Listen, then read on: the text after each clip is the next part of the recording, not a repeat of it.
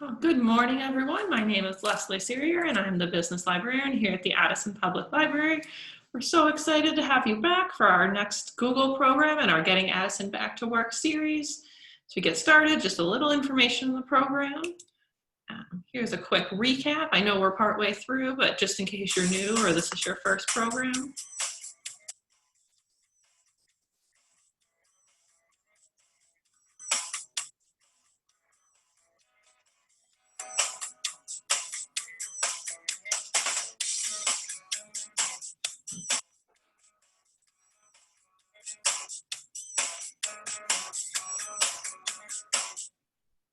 So that was just a quick summary of our program. As you can see, we are partway through, but it's never too late to go back and catch up. All of our previous programs, including today's, are recorded and available on our YouTube channel. Our next program next week, Searching for a Job During Uncertain Times, should be an excellent way to cap off our series of all the tools we've learning and getting you ready for that job search, especially now due to COVID-19. This program will also be recorded, but is only available by request. So if you can attend and would like to watch it, please send me an email and we'll make sure you go ahead and get that. A few other programs you might be interested in. Our personal career consultations are back in a virtual environment. We held our first last month and they went really well. We'll also be doing our common program on our popular program on Resume versus the Robots with the People's Resource Center on the applicant tracker system. And we have this brand new exciting program brought to us by the College of DuPage on wellness and job searching. It should be a fantastic event. It's also being co-sponsored by NAMI DuPage. So we look forward and hope you will join us then. So if you're wondering, from the video, we talked a little bit about a completion certificate. How do you remember all the information you need to put on that to get that certificate? Well, to give you a practice using Google Sheets, we created a Google Sheet where you can track all that information. Here's a quick screenshot of one, but you can get that document from going to addisonlibrary.org/addison-works, log all the information, and then go ahead and use that to fill in our completion certificate form. It's really straightforward. It's just, did you watch it live? Did you watch it recorded later? And what did you learn from the event? Fill that all out after our last program on September 30th, and we'll get you your certificate. I know everyone will ask in the chat, can I get notes? Yes, we will email them to you after the program, along with a survey, which we would appreciate you would take. If you would really like a physical copy, as well as some fun swag, send me an email, stop by the library, and we can make those available for you. And don't forget, the program will be recorded, so you can go back and watch anything again you may miss. Once again, we are a grant-sponsored program here, so we would really appreciate your feedback on filling out our survey. It should take less than 1 minute. It'll be in the chat as well as emailed to you. So that's all I have. And so without further ado, I'm excited to pass over this to Erin from Grow with Google, who will present today's content. Thanks, Leslie. Let me go ahead and get my screen up here for you guys. And I think we're good to go. So today, clearly, you know, we're going to be talking about collaborating, meeting, and working remotely, something that by now is not new to most of us, but maybe to some. But hopefully we're going to provide you some insight into other Google tools that can assist you in making your work from remote location a little more smooth. So thanks again for the Addison Library for having me in. I'm really excited to work with you guys. So before we dive in and get started, one of the things that we are doing on our team at Grow with Google is collecting new stories and new options about other small businesses and organizations too. So if you're a nonprofit, we're looking for you too. And we're working on getting new businesses highlighted in all of our presentations like these, in our website, in some of our social media, and potentially even some of our advertising that we've been running lately. So if you're interested in being considered for something like that, I'd love to hear from you. So it's really easy. Just shoot me an email at the email address on the screen, and then just send me a couple quick sentences. And what I do is I send all that information to the team that's overlooking everything and vetting all of you, if you will. And we're looking for a couple of things. Either one, what did you learn today and how is it going to help you moving forward? Or two, do you have a Google success story? Is there a tool that you've started using that's really made a difference or an impact, or something that simplifies your life, or something you've just got great success from? So any kind of things in there, tell me who you are and what you do along with that, and that'd be super helpful. I'd love to be able to highlight some businesses from your community, so that'd be amazing. Let me tell you a little bit about myself for any of you that weren't on our first session a couple of weeks ago. I'm Erin. Hi, coming to you live from Northern Michigan, where we were just talking about the trees. It's still green up here. I don't know if you guys ever get up this way. It's starting to turn a little bit yellow, but we're enjoying an Indian summer this week, and I'll take every ounce of sunshine that the world is ready to give me. I've been part of the Grow with Google team and a national speaker and trainer for them for a little over 3 years now, which seems nearly impossible. It seems like yesterday that we just started this adventure, but it has taken me literally all across the United States and into Canada, and we're down in some other spots too and testing some other markets. So lots of opportunities. I see awesome parts of the world that I truly never would have gone to on my own. This is actually me while I was in Des Moines, Iowa, doing a big presentation there, actually in a library. So very fun. And you know, it's been an interesting ride to get here. And there's a couple of things about me that I just think come helpful. I'm one of 13 children, which is my excuse for why I talk fast sometimes. So if you ever need me to repeat something, please just put it in the chat box. Leslie will help relay that to me. But everyone always kind of asks also, where do you fall in the lineup? I'm the youngest girl and I'm third from the bottom. So there's me with most of my siblings in that photo there.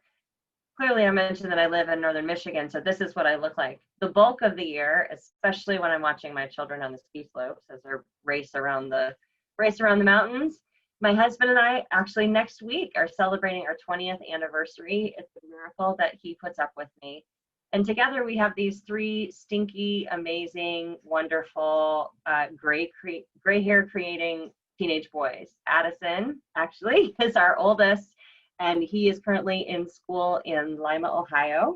And then Jack is our next one. He's a senior, big football player, so excited that football came back in Michigan. And then Garrett's our youngest, and he's a junior this year. So they keep me on my toes for sure. We're a car family, and this is me being able to speak on behalf of the Grow with Google program in Las Vegas at SEMA, which is the largest trade show for aftermarket auto parts and cars and everything that you would do in that world. So that was really exciting. And why I love what I do is so that I can travel. And so COVID has been difficult on me, especially because I'm so used to being on the road more than I'm used to being at home. We joked for years that I flew more than I drove my car, and that's the truth. So good times, good places, but that's my passion to drive me for what I do. And what I really do is I do really well when I'm on the beach. So that's a little bit about me. You get to know my personality a little bit before we get going. A couple of other things before I really dive in too. One, as Leslie mentioned, I will provide the slides for all of you. So I'll get those to Leslie as soon as we're done, and she'll be able to send them out to all of you on here. Another thing is there's lots of URLs that I'm going to talk about today, and website links and places to go for more tips or tricks or hints or to learn more. I have one slide at the very end of this presentation that has all of those on one page. And in the PDF, all of those links are just clickable. So you'll be able to go right in and see that too. So please feel free to ask questions as we roll along. Be happy to answer them as we get going. I'll kind of stop every couple of slides, and we've done this a couple of times now, so we've got a good little rhythm. So let's talk about working remotely. I have been a remote employee now for, well, since 2012, really, the fall of 2012, so 8 years. And when I first took a remote position, I was even kind of scratching my head. I worked for Constant Contact, an email marketing company, and I was a regional development director for them. So I get hired, and I said, wait, the company's in Boston, and do you want me to live here in Michigan? And okay, we can do this and figure it out. And it was a big adjustment. So taking some of the tips and tricks that I've learned over the years to help all of you, it's been really fun, as a lot of my friends who have now gone remote because of the pandemic that we're in, they're all like, oh, and I don't know how to do this, and this is frustrating. And I'm like, you guys, welcome to my world. This is what I've been doing for a long time. So just a few tips to kind of keep you going. The best thing you can do to help yourself work better while you're remote is to keep your routine. If pre-COVID, if you would get up in the morning and wake up and work out and take a shower before you went into work, try and keep doing that throughout this. Getting on a regular schedule is really going to just kind of help you get in the groove and go. And create a dedicated workspace. Some of you may have an opportunity to have a home office where you can actually have a desk and everything that you might need, but many people don't. I've seen lots of people doing meetings from closets and bathrooms, the only quiet place in the house because there's kids running around too and dogs, and all of that is good. Just whatever space you pick, whether it's your kitchen table or it's a closet, go to the same place every day. You'll start getting in a rhythm. You'll feel very comfortable. Surround that space with everything that you'll need to work. It'll make things a little bit simpler, even if you have to clear it off at the end of the day to have dinner with your family. Make sure that you schedule breaks. Take lunch breaks.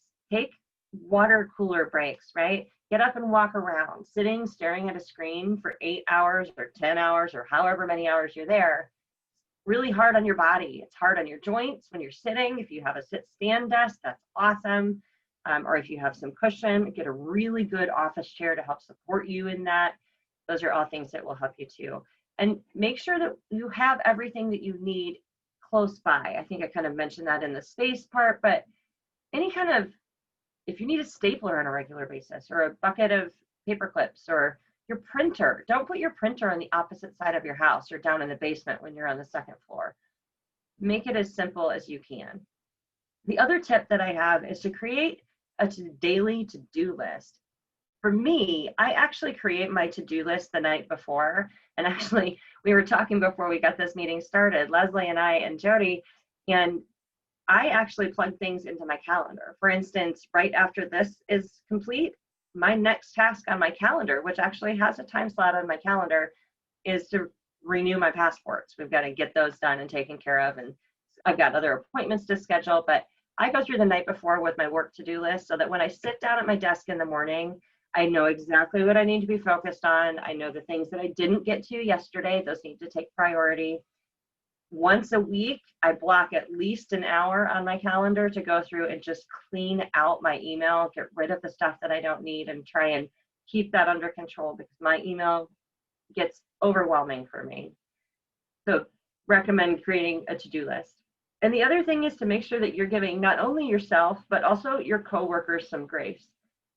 Life happens, and when everyone's trying to work remotely, you might have to step away to answer the doorbell, or you might have a child that needs your assistance right away, or maybe you're having Wi-Fi issues because there's a lot of people on your same bandwidth that you have. I just had to go and kick my oldest son off of ours for this presentation so that I can do that. So we have a little system that we do with sticky notes in the kitchen, but sometimes we forget.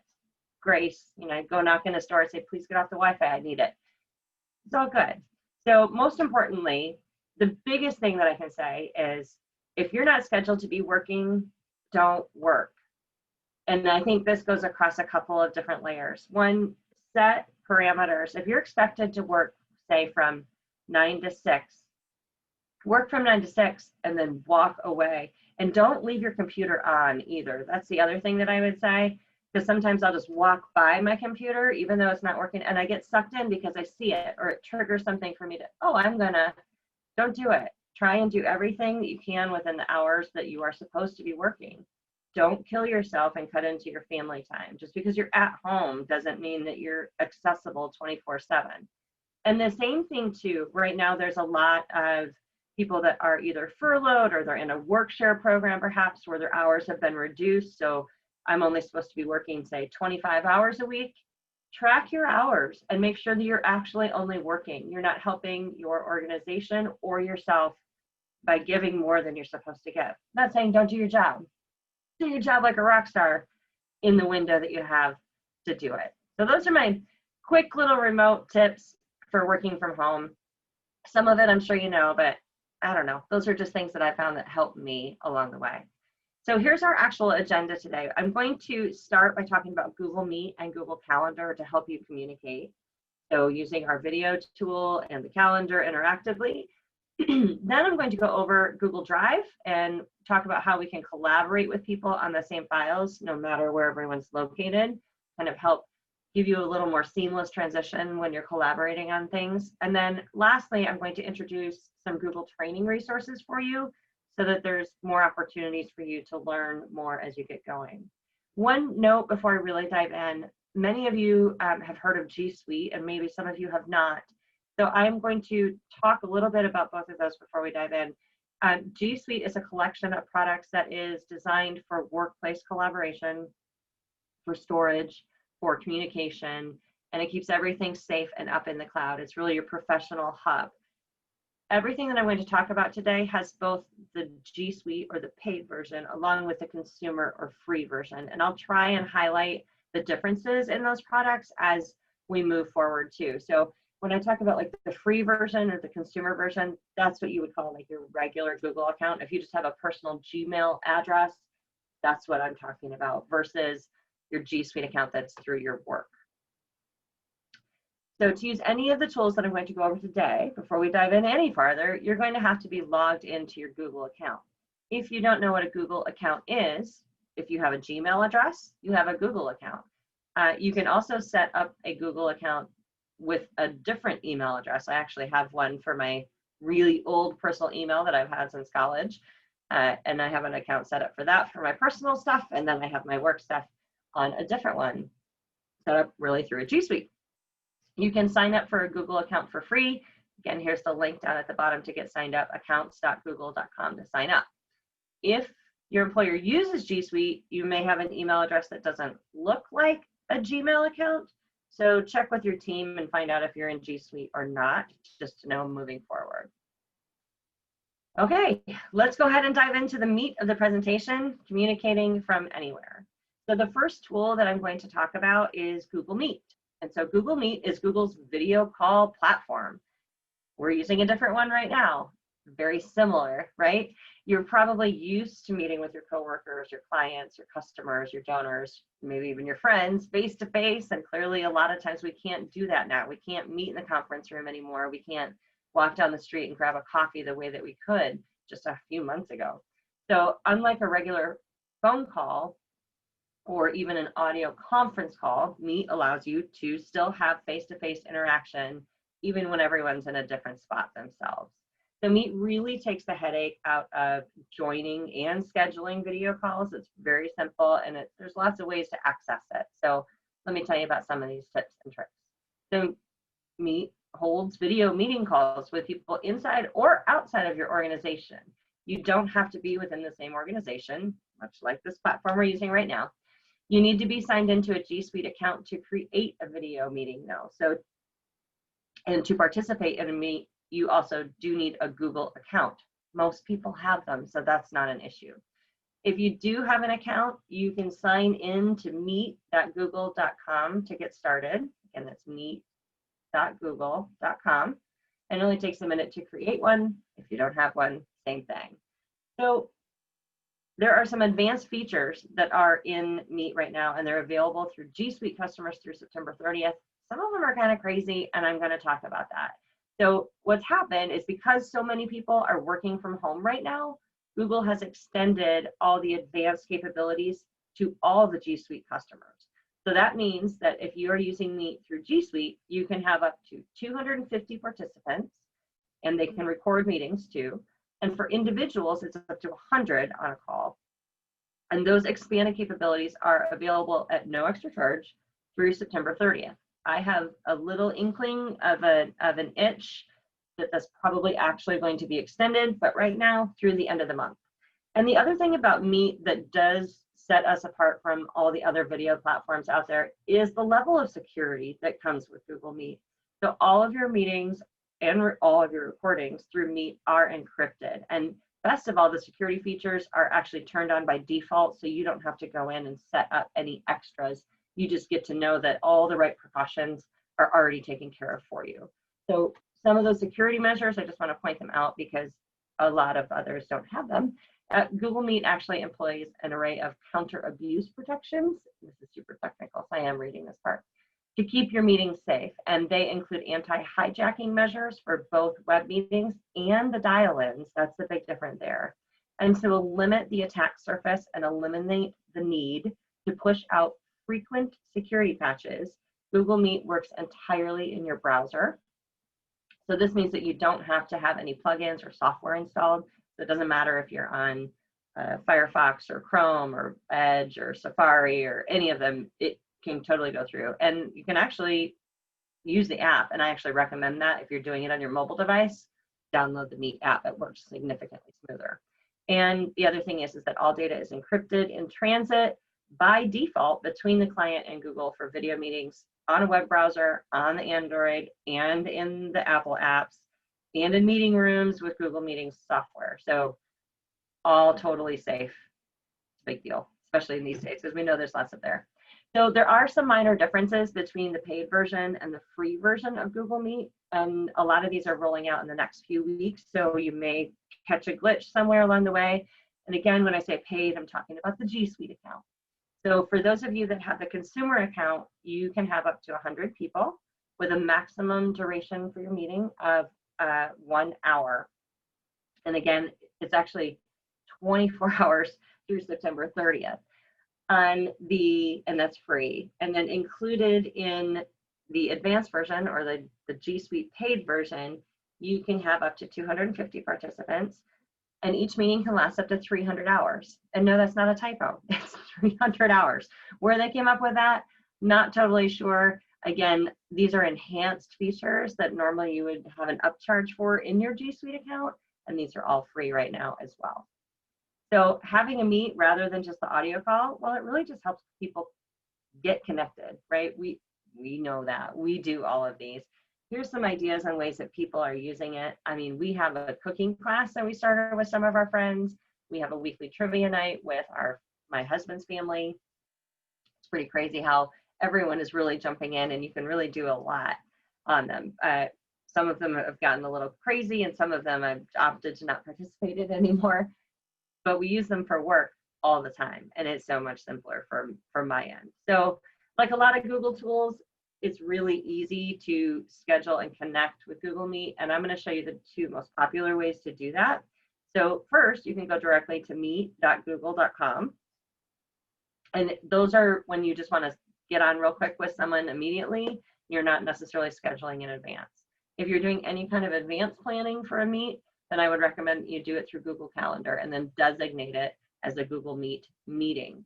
So the easiest way, again, meet.google.com. And then what this will look like, taking you through step by step. So from this website, all you would have to do is click join or start a meeting.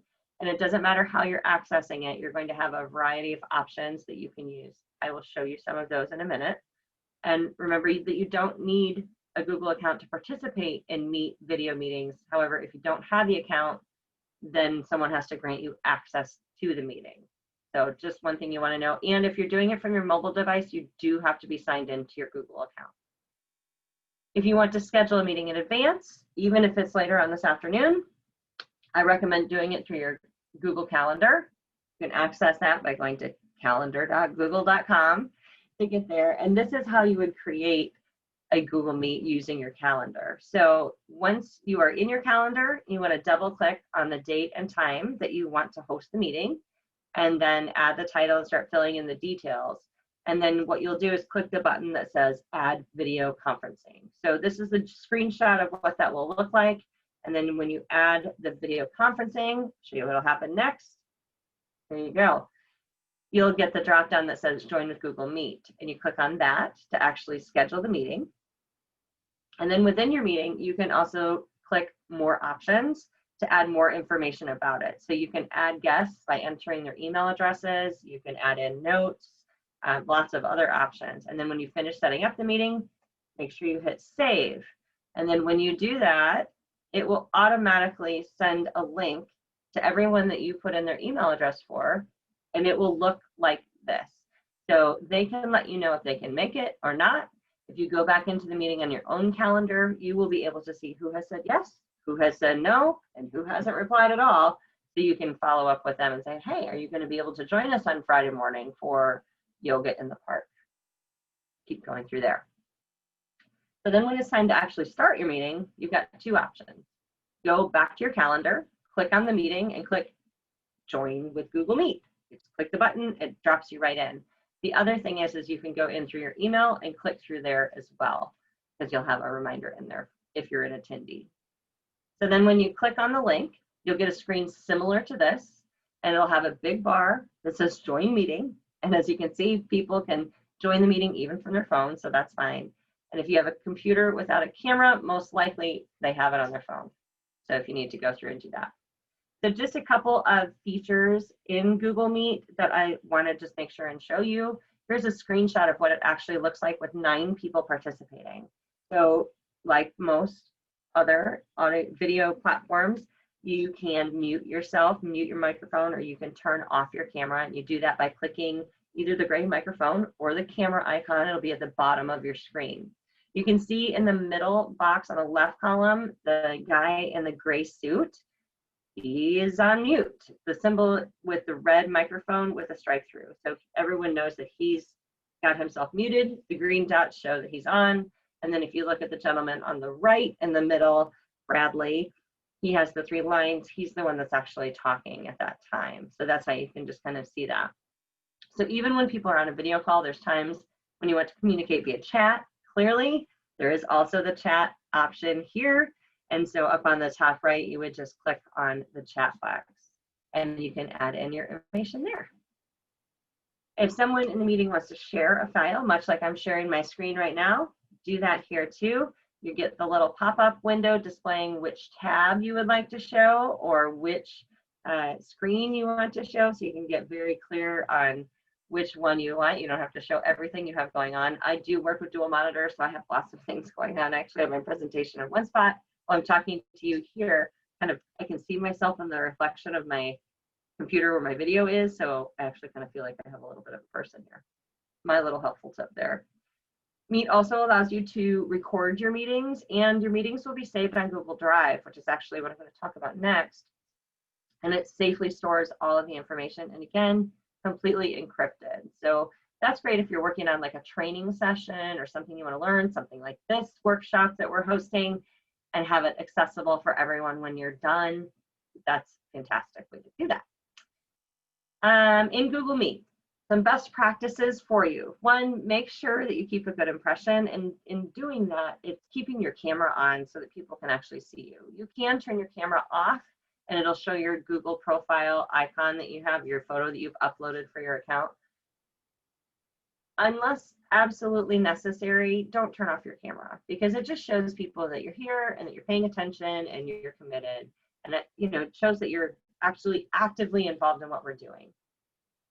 Clearly, if there's something chaotic going on in the background or you absolutely cannot be seen and for whatever reason, turn it off, but try and keep it on if you can. Neutral backgrounds work best. I don't think any of this is really rocket science, but it does make a big difference. I actually have a lamp that is usually right behind my computer that shines a bunch of light on me.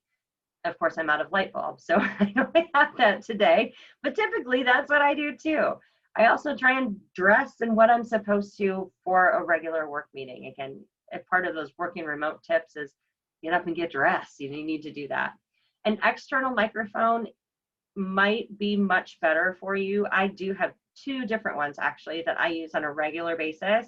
Not using one today because there's not a lot of other activity in my home. But if there's any kind of stuff happening, whether it's yard work across the street or my husband's working in the other room, and you can just have a little bit of background noise, then I pull out my camera and it mutes all of that and really just focuses on my voice. When you're in a meet and you're not speaking, just get in the habit of hitting mute. Putting yourself on mute will reduce a lot of errors along the way that you don't want to share. And just one other thing about being on camera in general, solid colors are always best. Stripes and patterns are extremely distracting, and depending on video quality, if you're moving around, it can really be a little psychedelic. So stick to the basics there. So now I'm going to, actually, I should pause right here before I dive in. Leslie, do we have any questions so far? We do not, but if you do have a question, please go ahead and type it in the chat or the Q&A box, and Jody or myself will make sure to read them to Erin. Awesome. Well, I'll go ahead and keep going then. So now that we're talking about meeting and getting there, let's talk about collaboration. So you've probably been in a situation in the past where you're trying to work with someone on your team and you're trying to create a document or a spreadsheet or a presentation like slides or something. And so someone sent you something and said, well, here's what I've started with. What do you think? Add your pieces to it. And so you go in and you open it up and you make your edits or add your slides to the presentation, and then you save it as version 2 and you send it back to them. Google Drive is going to make your life a little bit easier when we're working with some of those things. So I want to show you some ways you can stop all of that craziness of sending which file back and you're not sure which one's the most common anymore.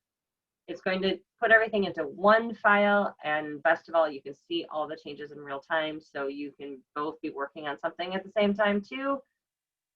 These Google tools really changed my life when I started using them years ago, and they just continue to get better, and I use them more and more every day. So once you're in your Google account, you're going to be able to go to the Google apps, and these are all accessible through Google Drive. I'll talk a little bit more about how they're organized and give you some helpful tips too on that, but in Google Drive, you have access to Sheets, which is our spreadsheet program, Docs, which is a document, Slides is our presentation format. Actually, this presentation you're seeing today is in Slides. Google Photos, which will help organize your life in your photography world. Chrome, clearly the browser, Gmail, these are all apps within your Google Drive. So Drive is really what drives, intended, everything that I'm going to show you today. So you can find that icon by clicking on the grid or the hamburger in the top right corner of the screen that I've got up here for you. So those little gray boxes, it kind of looks like a checkerboard.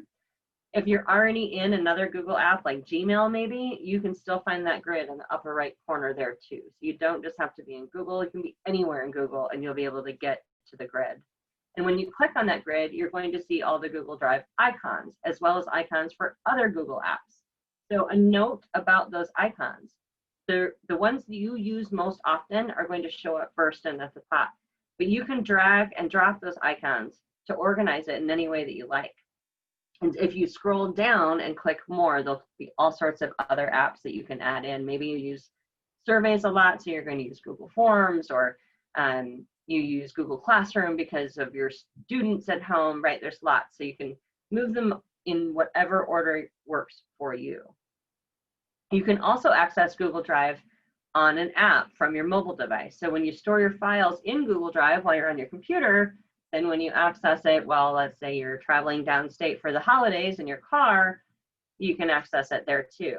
And if you know that there's a good chance that you're going to be without internet access, any of the files that you create, so whether it's a sheet or a doc or a slide, it doesn't matter, you can go in and select the option to make available offline, so that then you can go in while you don't have internet access, make any edits that you want, and then when you reconnect to the internet, it will upload all the changes automatically in that document. So I use that version a lot, especially in quote unquote normal times when I'm flying in an airplane more than I'm driving a car, so that I can actually be working even when I'm up in the air and not connected to the internet. So as I mentioned earlier, Google Drive is the tool that lets you hold it all together, everything that you've got there. So here's the cool part, is that when you store your files in Drive, you can give access to different files to different people for different reasons. So maybe you have created a draft agenda for a big event and you want like everyone on your event planning team to have access to the agenda. So that's the path that I'm showing you on the left-hand side with the agenda. But maybe you also have a budget file that you've done in Sheets that you only want to give 2 people access to because, you know, it's the budget. So then that's where you would go on the right. So on the left, share with others, and you add everyone in, get your shareable link, click, click, click, click, click. On the right, only a couple of people that you're adding in.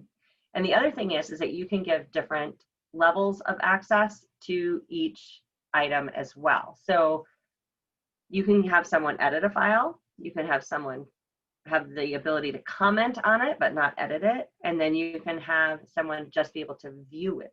as the last. So view, edit, or comment are your three. And you can also, if you are putting everything in a folder, let's say you're getting ready to host a virtual conference. You have lots of components. There's slides, there's budgets, there's agendas, there's timelines, there's a to-do list, there's role responsibilities, right? All of these things. And so there's sheets and docs and slides and everything. Create one folder, and you can share that entire folder with a team too. And same thing with the permissions. You can control that way as well. So I want to show you how you can actually collaborate with people on individual files. And so to get to that, you'll have to be logged into your Google account. And then this example that I have on the screen is actually walking you through how to create a document in Google. So I'm going to use Docs for this example. So you're going to start a new file. Excuse me, 1 second. Lots of talking today. So you're going to click on the new button, and then I want to go to Docs, and then I'm actually just going to go from a template. So you have a couple of options when you get there. You can either create a brand new clean slate document, or if you're starting something that you just, why recreate the wheel if you don't have to, you can go to the template option. So lots of great choices for you on how you want to get something set up.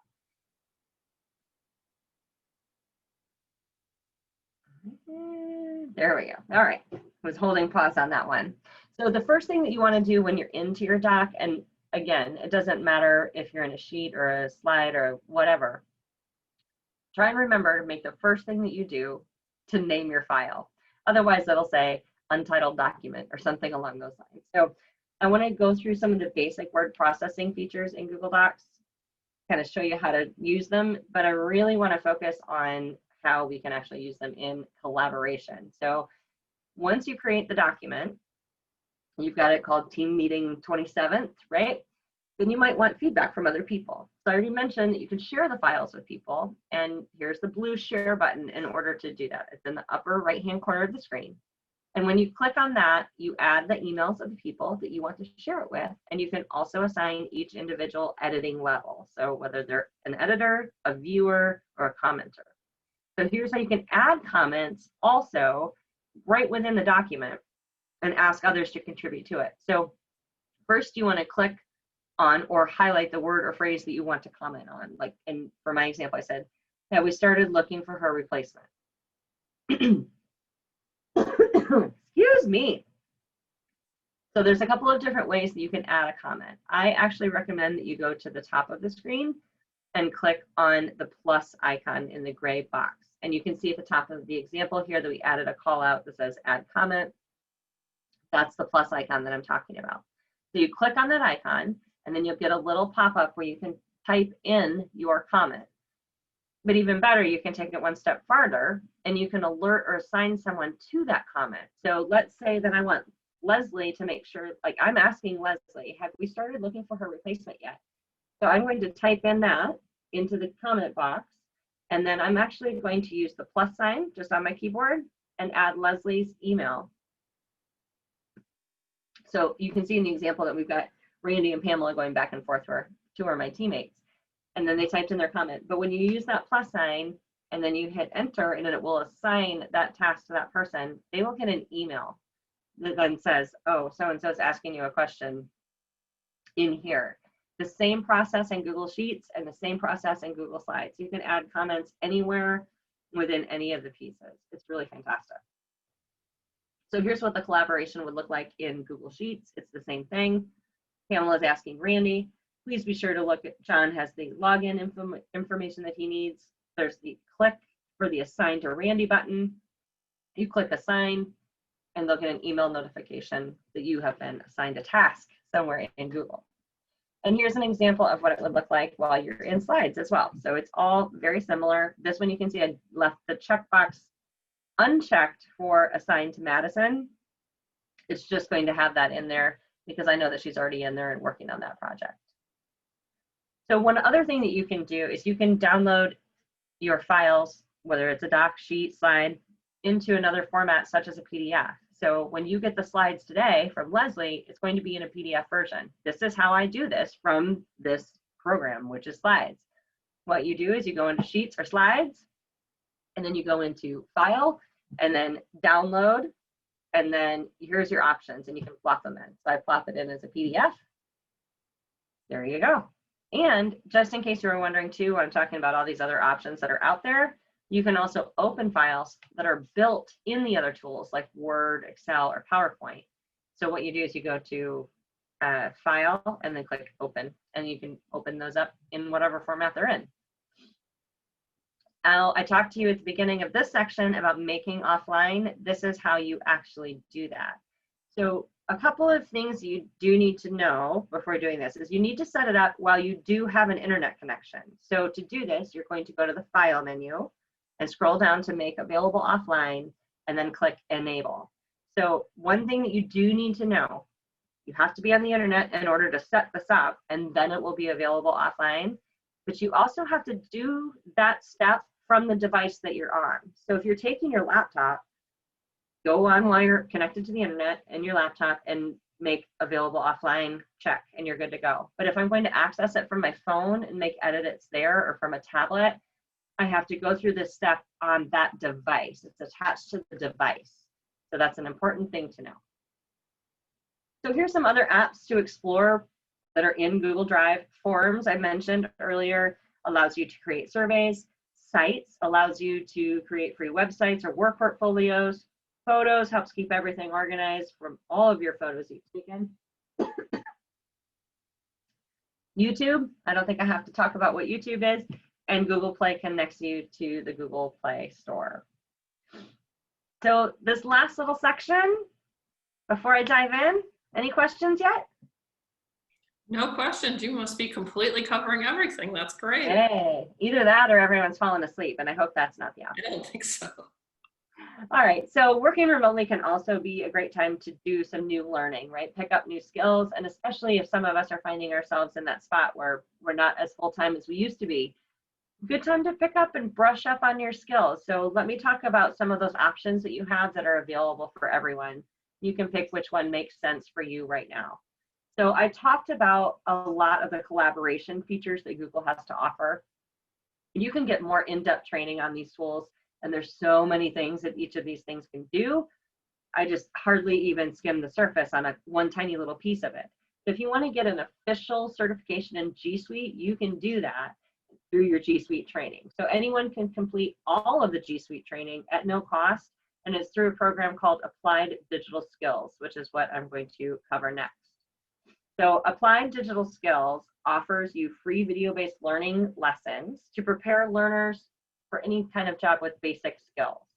So this curriculum will help you with more skills than you might want to learn, but it includes things like data analysis, research, communication, resume writing. There's lessons for adult learners, and there's even lessons for middle school and high school students. So one thing to note about Applied Digital Skills is that this tool is organized by lessons for teachers and lessons for students. So if you are an audience of teachers, you want to take that path. If you're just, Joe Smith, then you should take the student path, regardless of your age or education level. So there's no charge for this training, completely free. One of my favorites is actually this one. So Google Primer is an app that you download, and it's available in both Android and iOS. And if you download it, it will give you free, fun, short lessons. It's a business and marketing lesson kind of stuff, and each lesson is less than 5 minutes. So I have a drawbridge that goes up and down in my town, and I often do a primer lesson while I'm waiting for the bridge while it's in the up position. Another one that's available is Skillshop. So if you really want to become an expert at Google Apps for Business, Skillshop is the place that you want to go. This used to be called Academy for Ads, and what it is, it's a one-stop training center for everyone that uses any kind of professional tools and solutions. So if you see someone that says I'm Google Ads certified, they have gone through Skillshop, or formerly Academy for Ads. You can get certifications in Google Ads and Google Analytics and Google My Business and a ton of others. So there's a lot of information in this particular piece, and you can do the training even if you don't go for the certification. There's a lot of information that's great for beginners, intermediate, even the advanced level people, and there's also no charge for this training. If you're going through the certifications, I do recommend that you do all the Skillshop lessons. So I know I went over a bunch of different training options. You can access it all in one spot. This is the grow.google website. That's our home base, and you'll find lots of information and resources for students, educators, developers, startups, veterans, job seekers, and of course small businesses, which is our hub and kind of meat of potatoes of where we go. So we've reached the end of the presentation. So let's recap everything that I've gone through. So learn to communicate using online tools, trying out Google Meet, get used to it so that you can have video meetings with others and feel comfortable setting it up. And then become familiar with Drive. And if most people are aware of the basics of Drive, dive in a little bit and play with some of those other applications. You might find things that'll make your life a lot simpler. Actually, one of the things that I did in the beginning of quarantine was I went through and typed up all of my recipes, and I have one folder on Google Drive that has all of my recipes in it. It has simplified my life in ways I can't even begin to tell you. Makes it easy for sharing when you make something that someone else loves. I do all my Christmas card organization and sheets. Google's simplified my life. And then follow up with more training. You got some extra time, or you want to get better at something or more proficient, then dive into some of those training opportunities, and you can find those on the Grow website. So again, just one more thing. If you want to participate and give us feedback and tell us what you've learned or how Google's helped you, please do that. I would really love that. And then my next slide, leave this up for just a hot shake, is all of the URLs that you'll need for all of these things that I talked about today. And I will leave this up and then we can go into Q&A, but that's the end of my presentation. Thank you so much. Right now, we don't have any, oh, maybe we do have one question. I lied. Are we able to access the past classes in this series to obtain the certificate? Yes. It is all available on our addisonlibrary.org/addisonworks and our YouTube channel, but I will go ahead and I will email you the link as well. So no problem, I'll send that to you. Any other questions? I have a question, Erin. Yes. It's Jody. Do you see people often when they've done the Grow Google coursework, do they often list it on their LinkedIn or resumes? It is becoming more and more popular. I definitely see it often on the resumes, especially if you're listing, you have a section about your skills, right? Yes. A skill set. So that would be something to highlight there for sure. And yeah, I think you should mention it on LinkedIn. I think a lot of people are still unaware of how much research is done by employers before they reach out to you at all in response to an application or if they're searching you out. I mean, I actually landed this role. They called and offered the position. They'd already done all there was no application. I didn't even know this job was an option. They called me. They'd found me on LinkedIn. They had found me on YouTube. They had talked to people I'd worked with in the past. They'd done all of it electronically without me even knowing. Wow. Mm-hmm. So when you put it, do you just put, like, you know, if you're going to list it on your resume, completed or certified, like certified I would say that via Grow Google, or? Yes, I would do it two different ways. If we're talking about our resume and we're just listing out our skills, I would say G Suite proficient perhaps, right? Or if you actually do have the certification, if you're going as far as the certification levels, you probably should have that in your like education section on your resume, I would think. Got you. You know, like here's my degree, but I have certifications in this and I have additional, you know, I've graduated from this program or, you know, whatever that is. Perfect. For the LinkedIn portion, I would do the same kind of thing, but list it a little bit differently and maybe say, you know, have experience in Google Sheets, Google Slides, and some of those too, your resume too, you want to customize to the job that you're applying for, because what might be appropriate for one position that you're applying for isn't so much another one. Right. So, you know, if you're using Google Docs to create your resume, you can easily copy and paste the bulk of it and then edit to say, this one's for more like a media specialist, and this one's more for programming, and this one's more for, you know, digital design or something, right? Whatever, graphic design maybe. Totally. So like you could have like everything on your LinkedIn and then specify on resumes even. Like I would, if I would just like put them in as I would go on the LinkedIn so I could so I could keep track of myself. Absolutely. Great. Yeah. I think both of you make great points. Like our series has been focused on job seekers, and all of the things Erin talked about today are excellent tools to use while you're looking for a job. Google Meet for interviews, or those documents to keep track of your job search or express to employers. So I think not only is she helping you bridge that gap of how to work from home when you get a job, but how to get ready to get a job to work from home. Absolutely. Perfect point. All right, I don't see any other questions. The survey for today is in the chat. We would love if you take about 30 seconds to fill that out. We'll go ahead and send you the notes, and thank you so much, Erin, for joining us today. We really appreciate your time. Hey, thanks again for having me. Look Thank you, forward to Erin. working with you guys in the future. Have a Great great to hear you. Great presentation.